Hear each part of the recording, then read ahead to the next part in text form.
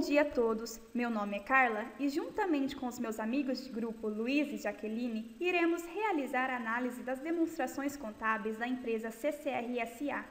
Entretanto, antes de iniciarmos a análise, é necessário entender o que é o modelo contábil e suas características. Assim questionamos todos, o que é concessão? Concessão é a forma através do qual se transfere a prestação de serviços ou bem público a particulares. Para entender melhor, imaginemos um modelo de concessão de rodovias, com um exemplo ilustrativo.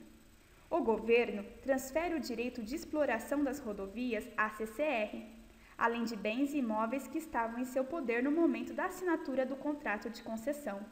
Esta se torna responsável por construir, reparar, ampliar, conservar, manter e operar a infraestrutura concedida.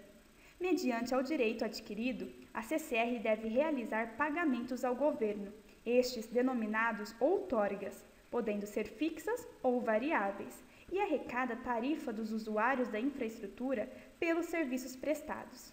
Tais serviços e tarifas são definidos pelo poder concedente mediante a assinatura do contrato. Ao final do prazo de concessão, os bens, imóveis e a infraestrutura voltam à responsabilidade do governo. Agora que já entendemos o modelo, é importante conhecer a empresa e o seu setor de atuação. A CCR, Companhia de Concessões Rodoviárias, é uma empresa genuinamente brasileira, criada em 1998, com o objetivo de administrar concessões de rodovias. Tornou-se uma empresa de capital aberto em 2000 e em 2002 realizou a emissão primária de suas ações, sendo a primeira companhia a aderir ao novo mercado da Bolsa de Valores, Mercadorias e Futuros. Com atuação nos segmentos de concessão de rodovias, mobilidade urbana, aeroportos e serviços, hoje o Grupo CCR é uma das maiores empresas de concessão de infraestrutura da América Latina. Viabilizar soluções de investimentos e serviços em infraestrutura é a principal contribuição do Grupo CCR para o desenvolvimento econômico e social do Brasil. Faz parte do planejamento estratégico de crescimento qualificado a diversificação de seu portfólio e a atuação em novos negócios. No segmento de concessões de rodovias, a empresa possui 100% de participação no capital das concessionárias CCR Ponte, CCR Nova Dutra, CCR Via Lagos, CCR Autoban, CCR Via Oeste, CCR SP Vias, MS Vias, 98,6% da CCR Rodoanel, 86% da CCR Rodonorte, 40% da Renovias e 33,33% da Via Rio. No segmento de mobilidade urbana, a CCR possui 100% da Metrô de Salvador, 80% da CCR Barcas, 58% da Via 4 e 24,88% da VLT Carioca. Também atuante no segmento de aeroportos, a empresa possui participação de 79,8% no capital da empresa Curaçao, 48,8% da São José, 45,5% no capital da empresa Quito e 38,25% da BH Airport. No segmento de serviços, a CCR tem participação de 100% no capital das empresas Actua, Engelog, Engelogtech, SAM e 34,24% da STP. Assim, das 24 empresas que a CCR possui participação, 11 delas são do setor de rodovia, 4 são do setor de mobilidade urbana, 5 do setor de serviços e 4 no setor aeroportuário. Logo, o segmento de rodovias é o mais significativo para o grupo, onde iremos concentrar nossas principais análises comparadas ao setor.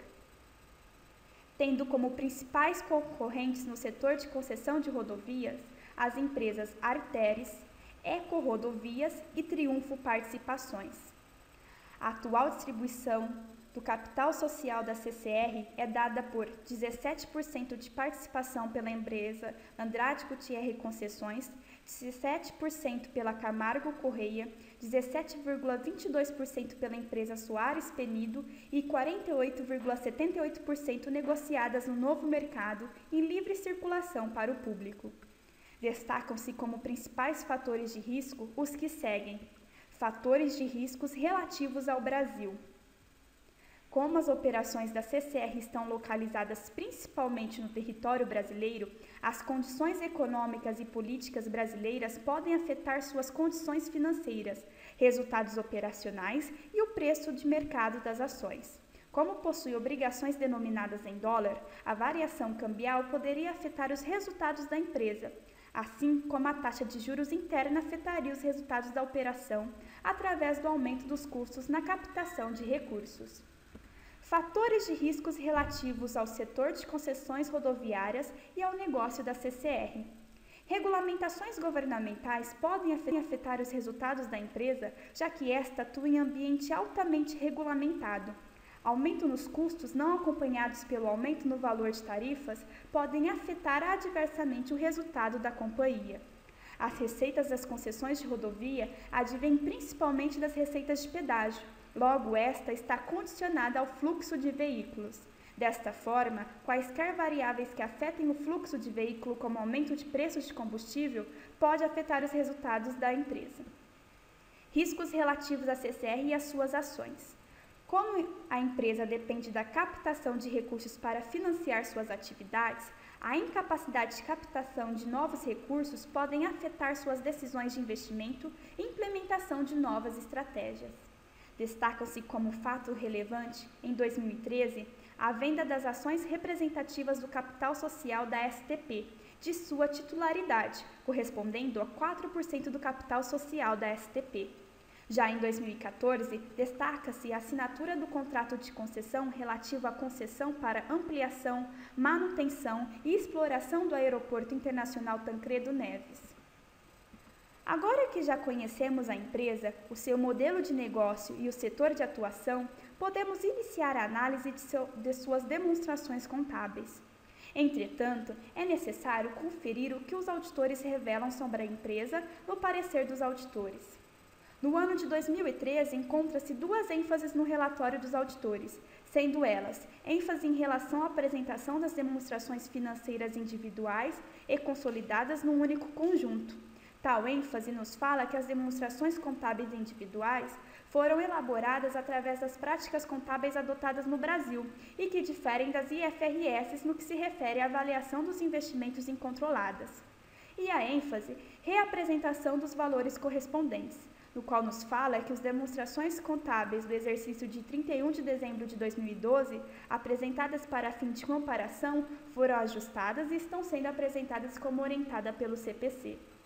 Já no ano de 2014, o relatório dos auditores independentes apresentava uma ênfase: a apresentação das demonstrações financeiras individuais e consolidadas num único conjunto, no qual as demonstrações financeiras individuais foram elaboradas de acordo com as práticas contábeis brasileiras, o que diferem das IFRS. Concentramos agora nossas análises nos balanços patrimoniais dos anos de 2013 e 2014. Cabe ressaltar que as análises são destinadas às demonstrações consolidadas. Assim, apresentamos o balanço patrimonial consolidado resumido. Iniciaremos nossa análise através do ativo. Assim, apresentamos o ativo total e suas respectivas contas significativas. Destacamos, primeiramente, caixa e equivalentes de caixa. Através da análise vertical, observamos que caixa e equivalentes de caixa representavam 9% do ativo total em 2013 e 9,2% em 2014. Para analisarmos a significância do caixa e equivalente de caixa, é necessário observarmos as contas que o compõem. São elas caixas e bancos e aplicações financeiras, no qual em 2013, aplicações financeiras representavam 96,8% da conta caixa equivalentes e em 2014, 94%. Logo, observamos variação de 11,6% de 2012 para 2013 e variação de 25,5% de 2013 para 2014. Aplicações financeiras representam significativamente a conta caixa e equivalentes de caixa, pois a CCR busca sempre a melhor estrutura de capital. Por esse motivo, se houve captações e o investimento ainda não foi realizado, ou ainda não ocorreu a distribuição de dividendos ou qualquer destinação do caixa, este será aplicado.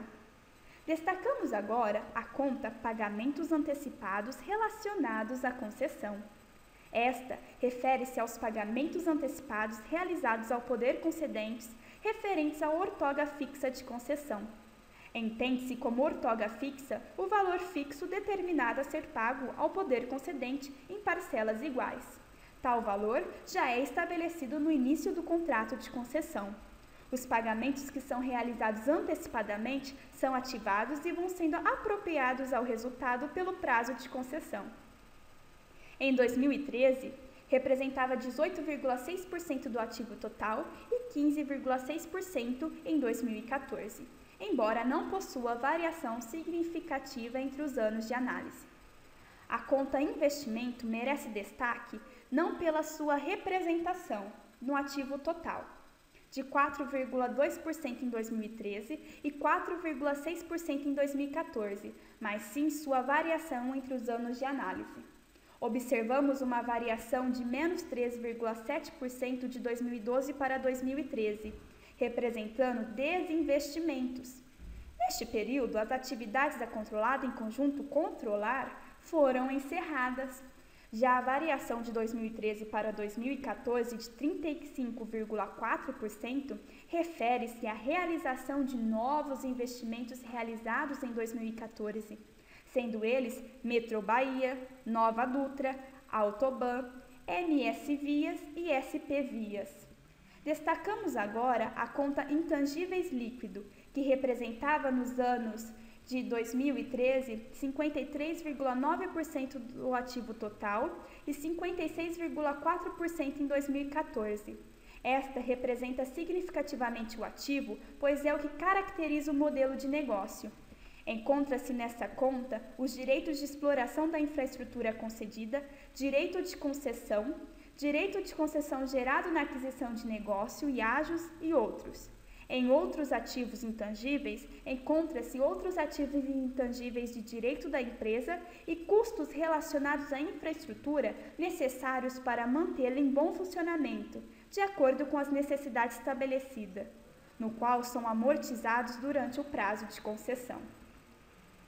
A amortização do direito de exploração da infraestrutura é reconhecida no resultado do exercício de acordo com a curva de benefício econômico esperado ao longo do prazo de concessão. Para as concessões de rodovia, tem sido adotada a curva de tráfego estimada como base para a amortização. A variação expressiva de 28,4% de 2013 para 2014 reflete tanto o direito adquirido de concessão do Aeroporto Internacional Tancredo Neves pela BH Airport, como o aumento na capitalização de custos relacionados a outras aquisições, benfeitorias realizadas e sistemas informatizados. Analisada a estrutura do ativo, iniciaremos a análise do passivo e patrimônio líquido, através de suas contas que apresentaram destaque entre as demais. Nos chama a atenção a conta total, empréstimos e financiamento, tanto de curto prazo quanto de longo. Dentro desta conta encontramos empréstimos, financiamentos e arrendamentos mercantis, e debêntures e notas promissórias, representando no curto prazo 16,6% do passivo total em 2013 e 20% em 2014. Já o longo prazo, com representação de 42,3% em 2013 e 40,7% em 2014. A aquisição de empréstimos é a principal forma de captação de recursos para financiar os custos relacionados na operação, como melhorias das infraestruturas concedidas e aquisição de novos investimentos. Tais empréstimos são compostos principalmente pela emissão de debêntures, no qual será discutido posteriormente ao analisar o endividamento da empresa. Entretanto, é possível avaliar que no ano de 2014 a empresa adquiriu maiores empréstimos, tanto de curto quanto de longo prazo, comparados a 2013. Iniciaremos agora a análise da demonstração do resultado. Primeiramente, iremos analisar a receita operacional, seus componentes e variações entre os anos de análise. A receita operacional líquida é composta por receitas de pedágio, receitas com construção, receitas aeroportuárias, receitas aquaviárias e outras receitas. Em 2013, receitas de pedágio representavam 81% da receita bruta. Já em 2014, representava 70%. Observamos claramente a variação entre as receitas do ano de 2013 para o ano de 2014. A receita líquida obteve uma variação de 23%. Para explicar tais variações, destacaremos a receita de pedágio, que obteve incremento de 6%. O tráfego de veículos, medido em termos de veículos equivalentes, teve crescimento de 2,5% em relação a 2013. Além disso, a tarifa média apresentou crescimento de 3,4% na mesma comparação. Entretanto, devemos nos atentar aos custos dos serviços prestados. Esses obtiveram variação significativa de 46,5%. Pelo gráfico, observamos incrementos crescentes entre os anos de análise. A variação decorre dos custos de construção, no qual o aumento decorre principalmente do investimento em melhorias realizadas nas concessionárias, aumento também das despesas de depreciação e amortização, advindas da aquisição de novos investimentos, custos de serviços com pessoal, entre outros. Ao analisar as receitas operacionais e os custos dos serviços prestados, é de extrema importância analisar o resultado financeiro e suas variações ao decorrer do período, pois, como mencionado anteriormente, é de característica da empresa captar recursos de terceiros para financiar suas operações e aplicar os rendimentos que ainda não foram alocados ou destinados. O gráfico de linha nos revela o comportamento das receitas financeiras e despesas. Em 2014, o resultado financeiro líquido negativo resultou em variação de 5,1% em relação a 2013. Entre os anos de 2013 e 2014, houve aumento das receitas financeiras de 75,3%, explicado principalmente pelo maior saldo em caixa, acompanhado por um aumento do rendimento das aplicações. Por outro lado, houve aumento de despesas ocasionadas pela variação cambial, aumento do saldo da dívida indexado ao CDI, acompanhado de incremento da taxa Selic média e aumento das despesas com variações monetárias, além do aumento da dívida atrelado ao IPCA. Após analisar as demonstrações anteriores, poderemos ilustrar através dos gráficos a demonstração do valor adicionado, o que nos indica que o valor adicionado a distribuir sofreu um incremento de 13% de 2013 para 2014. Assim, observamos que o valor distribuído para a remuneração de capitais de terceiros aumentou sua representatividade, em contrapartida da diminuição do valor distribuído para a remuneração do capital próprio e de tributos, tendo como explicação o aumento na captação de recursos de terceiros. Analisaremos agora a demonstração do fluxo de caixa, onde essas são apresentadas pelo método indireto. Segue a evolução das entradas e saídas de caixa demonstradas através da DFC. Nela, destaca-se a entrada de caixa por financiamentos obtidos, em contrapartida do grande desprendimento de caixa com os financiamentos pagos, além de outras saídas de caixa significativas, como dividendos pagos e compra de ativos fixos.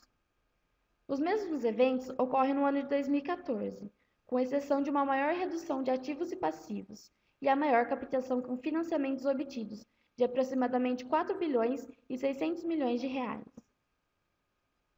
Verifica-se que a variação líquida de caixa permaneceu positiva nos primeiros trimestres de 2013, vindo a ser negativa somente no quarto, pois observa-se grande aumento na quantidade de financiamentos pagos, combinado com a distribuição de dividendos, característico da companhia em finais de período, mesmo fato decorrente verificado no saldo de variação líquida de caixa no quarto trimestre de 2014.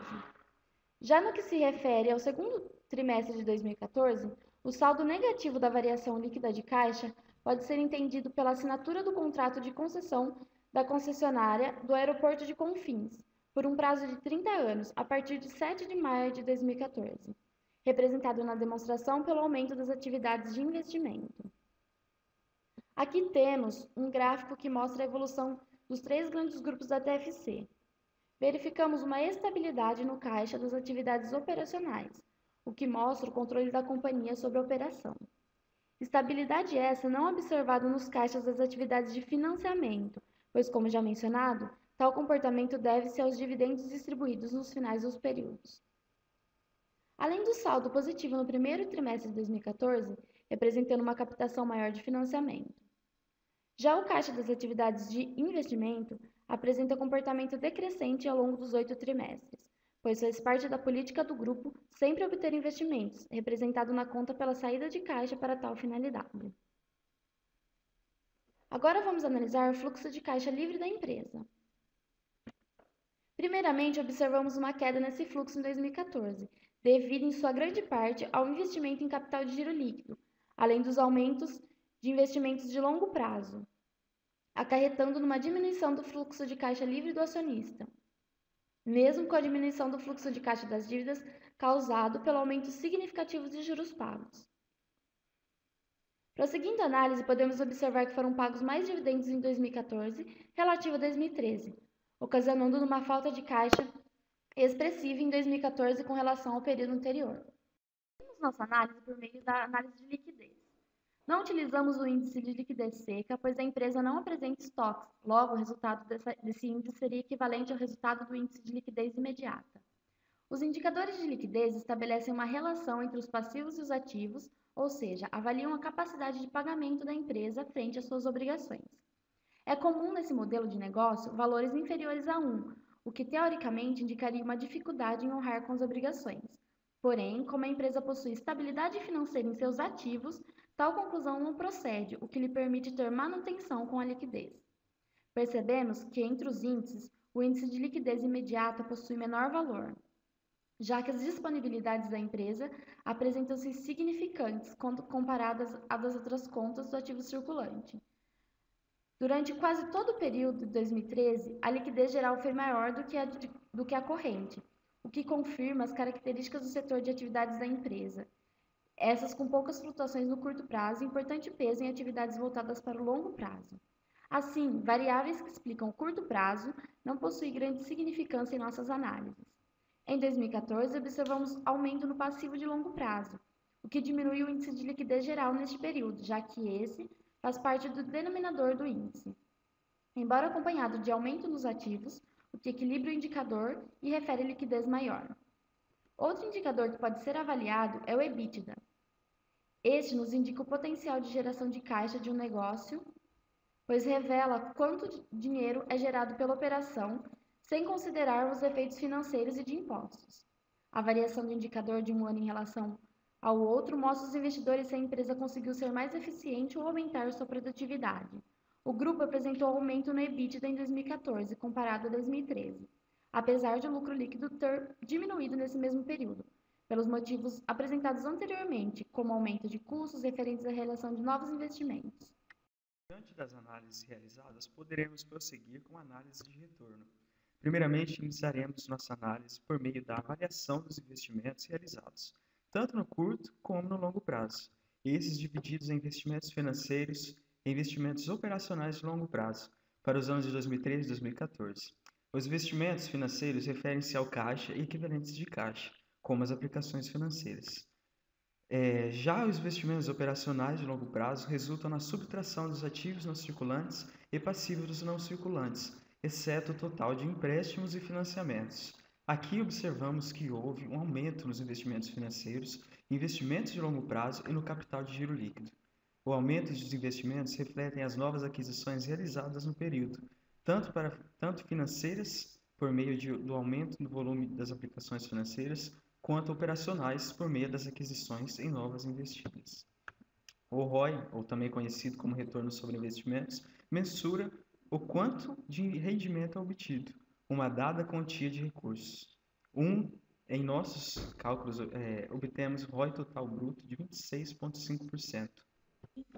Podemos mensurar o ROI total também pela multiplicação da margem pelo giro. Todos esses indicadores serão mensurados e analisados a seguir.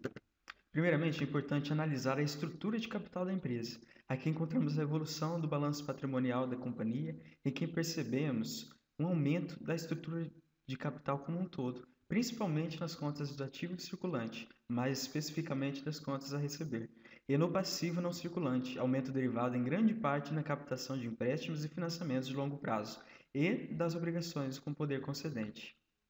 Na análise de capital de giro líquido, pode-se notar que ele permaneceu negativo em todos os períodos analisados, que pode ser explicado pelo fato de que os ativos circulantes não serem muito altos por contratos por conta dos intangíveis ou no não circulante, e o passivo circulante ser muito alto por conta das debêntures.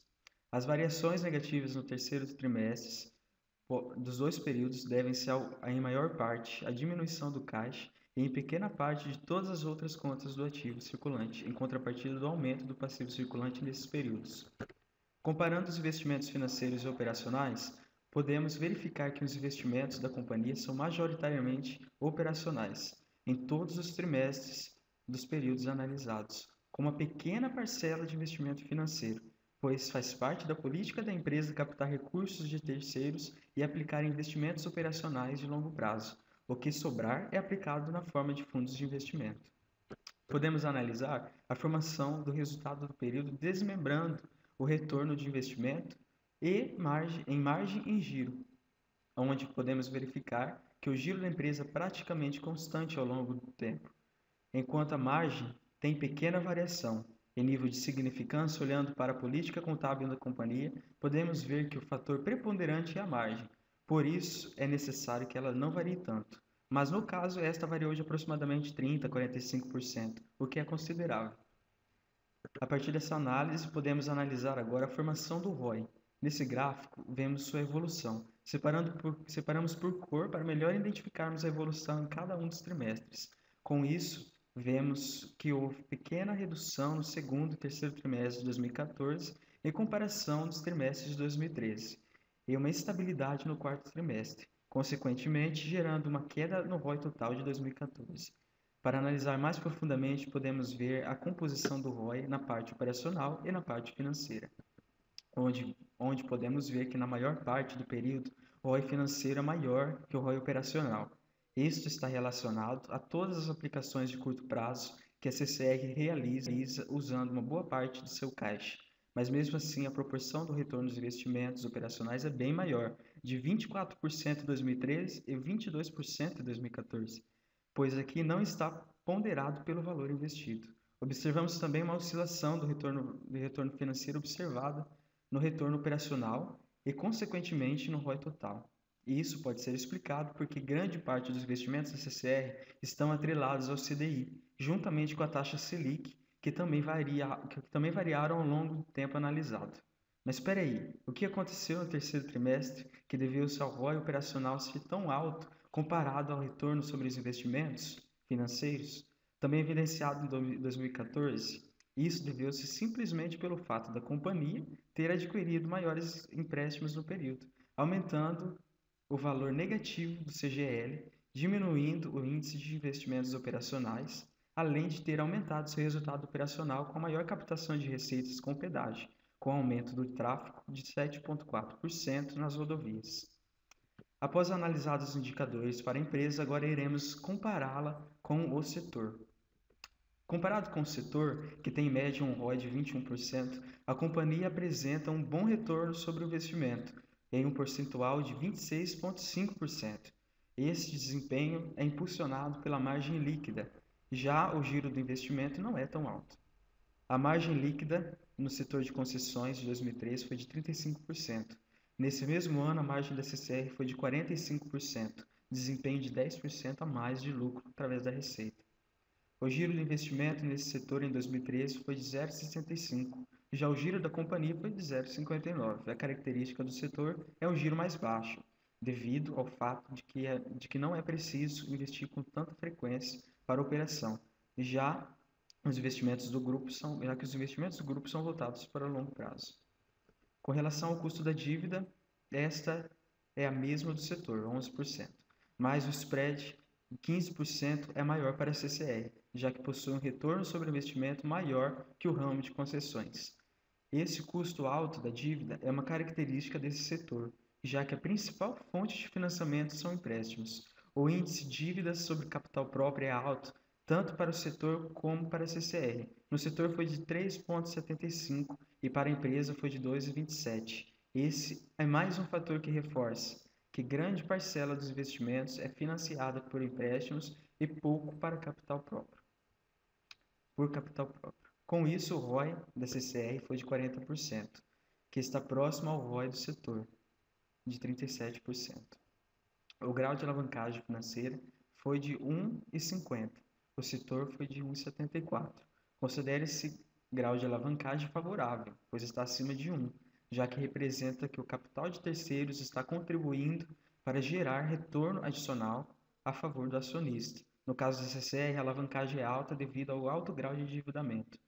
É importante frisar também que não houve muitas variações de 2013 para 2014. Entretanto, não tivemos acesso aos dados do setor para 2014. Analisaremos agora o endividamento da empresa.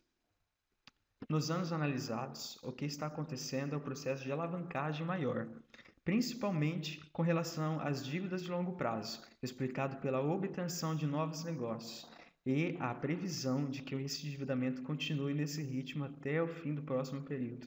Historicamente, a empresa atinge um pico de alavancagem e rapidamente entra em um processo de desalavancagem. É a característica do grupo.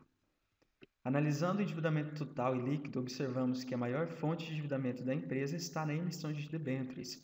Tal aumento de endividamento deve-se aos novos investimentos realizados em 2014. O limite de alavancagem da companhia, medido em termos de dívida líquida sobre EBITDA, está alinhado com a necessidade de investimentos nos negócios conquistados recentemente para seguir com crescimento qualificado. A empresa estabelece um limite para tal índice de 3, e como observado no gráfico, o índice está a 2,3, o que está convergindo para o limite estabelecido. A partir de todas as análises já realizadas, agora podemos avaliar o desempenho de mercado pela companhia. Aqui referenciamos uma evolução do valor de mercado da CCR ao longo dos 2 períodos analisados e evidenciamos alguns destaques deste período. Em abril de 2013, os acionistas da companhia aprovaram a distribuição complementar de dividendos relativos ao ano de 2012, proposto pela administração da economia, no valor de 100 milhões de reais.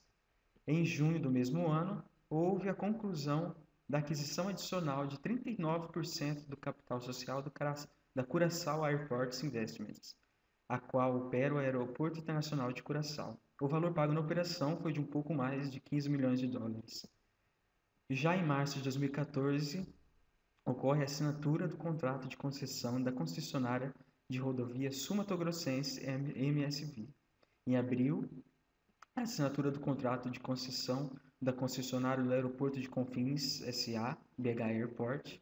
Em 2014, mesmo com o incremento do tráfego de 2,5% e da tarifa de 3,4%, observamos uma redução de 0,2% no lucro líquido, pois houve adição de custos pelos novos negócios, Metrô Bahia, MSV, BH Airport. E em setembro, a assinatura de contrato de compra e venda de ações para aquisição de 1,75% das ações do VLT Carioca.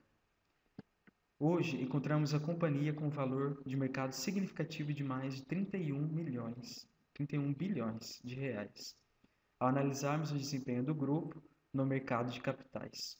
Observamos uma relativa queda no preço de suas ações, bem como no de suas concorrentes. Ao compararmos com o Ibovespa, logo verificamos que o desempenho acionário decrescente da companhia deveu-se em parte à resposta dada pelo mercado evidenciada no próprio índice, que também foi decrescente, pois incorporou o panorama de baixo crescimento e inflação alta vivenciado pelo Brasil em 2014, os protestos sociais ocorridos em junho de 2013, além da preparação do país para as disputas acirradas no processo eleitoral que viria. Todo esse cenário foi fértil para a criação de um ambiente de incertezas políticas e adiamento das decisões de investimentos. Realizadas as análises, podemos destacar algumas notícias sobre o desempenho da empresa em 2015. A CCR vai realizar o maior investimento de sua história nesse ano. O grupo de concessões da CCR vai investir 5 bilhões de reais nesse ano, o maior montante desembolsado pela empresa em 15 anos na história. O portfólio que receberão esses aportes inclui a construção do sistema metroviário de Salvador e Lauro de Freitas.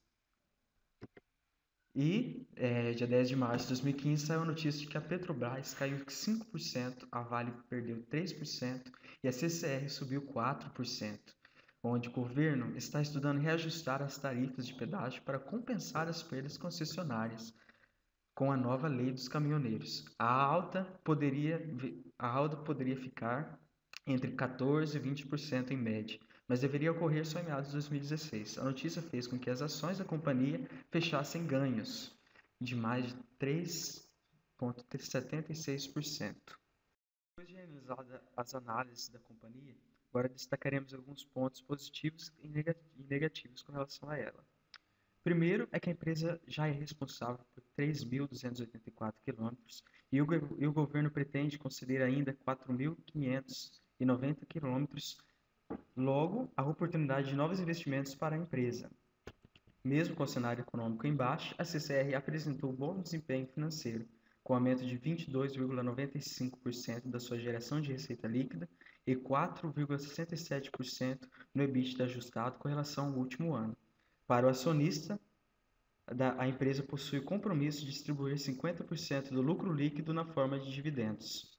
E quanto aos pontos negativos, destaca o seu fato dos contratos de concessão da companhia ter prazo finito, ou seja, a empresa tem que buscar sempre novos contratos para o andamento do negócio, e quanto ao setor ser fortemente regulado, que cria grande dependência do governo. Recentemente, seus principais acionistas, as empresas Camargo Corrêa e Andrade Gutierrez, tiveram seus nomes envolvidos na Operação Lava Jato. Segundo a entrevista dada por Renato Vale, presidente do grupo CCR, não é esse fator que afetará o desempenho do grupo, dado que não precisam de mais aporte dos acionistas. O que motiva as dificuldades atuais é o quadro geral da economia, recessão, inflação elevada, deterioração da confiança, e mesmo assim a previsão é de aumento de investimentos para a empresa. Os projetos que receberão esses investimentos serão a construção do sistema de metrô de Salvador e Lauro Freitas, a modernização do aeroporto de Confins, Minas Gerais, a implantação de veículo leve sobre trilhos no Rio de Janeiro, assim como a duplicação da BR-163.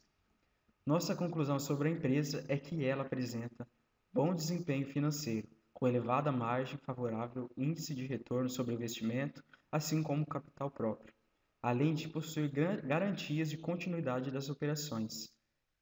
Contudo, o que pode preocupar é seu alto grau de endividamento, o que ainda tem a possibilidade de aumentar com os aumentos dos investimentos. Aqui quem fala é Luiz Graton. Juntamente com Carla e Jaqueline, agradecemos a oportunidade.